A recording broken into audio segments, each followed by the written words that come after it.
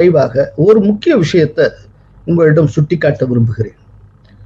அதாவது காசியினுடைய முதல் மரியாதை, காசி விஸ்வநாதர் ஆலயத்தின் முதல் மரியாதை கடந்த 200 ஆண்டுகளாக தமிழனுக்குத்தான் வழங்கப்பட்டு வந்திருக்கிறது. இது நிறைய பேருக்கு தெரியாது. கடந்த 209 ஆண்டுகளாக காசியின் முதல் மரியாதை காரைக்குடி தமிழர்களான நாட்டுக்கோட்டை செட்டியார்களுக்கே கிடைத்து வருகிறது. இந்த விஷயம் நம்மில் எத்தனை பேருக்கு தெரியும்? காசி விஸ்வநாதர் ஆலயத்துல சம்போ எடுப்பது அப்படிங்கிற ஒரு நிகழ்வு உண்டு. கடந்த 209 ஆண்டுகளாக காசியில் உள்ள நகரத்தார் சத்திரத்தின் சார்பில் நாட்டுக்கோட்டை செட்டியார்களே சம்போ எடுத்து வருகின்றனர். இப்போ ஒரு கேள்வி, ஒரு அடிப்படையான கேள்வி எழும். சம்போ எடுக்கிறதுனா என்ன? சம்போ எடுக்கிறது அப்படின்னா, அதாவது காசி விஸ்வநாதர் ஆலயத்துல 3 வேளை பூஜை நடைபெறும். ஒண்ணு அதிகாலை 2:30 மணிக்கு, அது மங்கள ஆரத்தி பூஜை. அப்புறம் முற்பகல் 11 மணில 12 மணி வரைக்கும், அது உச்சிக்கால பூஜை. அதற்கப்புறம் இரவு 9 மணிக்கு ஒரு பூஜை, அது அர்த்தஜாம பூஜை என்று அழைக்கப்படும்.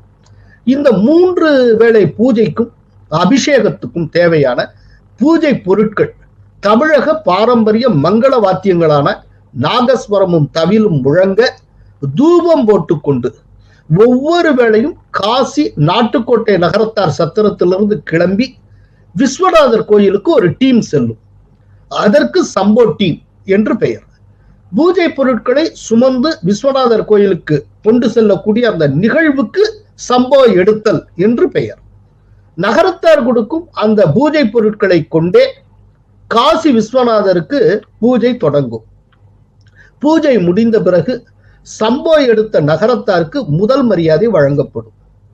முதல் மரியாதை பெற்று திரும்புகிற போது வழியில் உள்ள காசிவாசிகள் அத்தனை பேரும் எழுந்து நின்று கையை கட்டி தலையை குனிந்து அவர்களிடமிருந்து திருநீறு பெற்று பூசிக்கொள்வார்கள். இது காசி மாநகரமே நகரத்தாருக்கு கொடுக்கிற ஒரு மாபெரும் மரியாதையாகும்.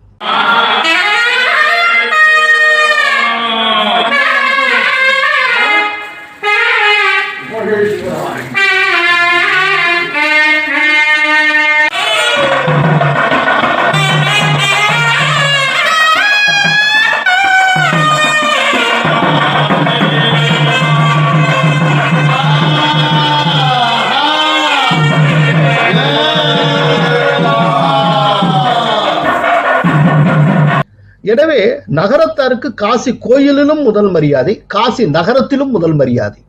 காசியின் மொத்த மரியாதையையும் தங்கள் கட்டுப்பாட்டில் வைத்துள்ளனர் நகரத்தார் என்று அழைக்கப்படுகிற நாட்டுக்கோட்டை செட்டியார் சமூகத்தினர்.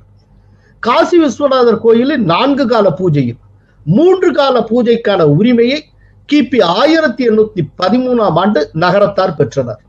அது முதல் கடந்த 209 ஆண்டுகளாக 3 கால பூஜையின் முதல் மரியாதையை நகரத்தார் பெற்று வருகின்றனர். 1813 ஆண்டில் குமாரசுவாமி மடத்தை வாங்கி சொந்த கட்டடத்தில் நகரத்தார் சத்திர தர்ம பணிகளை செய்ய தொடங்கினர். பக்தர்களுக்கான தங்கும் வசதி, ஆன்மீக சேவைகள் என ஏராளமான ஆன்மீக பணிகளை காசி நாட்டுக்கோட்டை மேலாண்மை சத்திரம் மேற்கொண்டு வருகிறது. 1813 ஆண்டு காசியில் உள்ள விசாலாட்சி கோயிலை தமிழக பாரம்பரிய கோயில் கலையுடன் கல் கட்டிடமாக கட்டி நிறுவினார்கள்.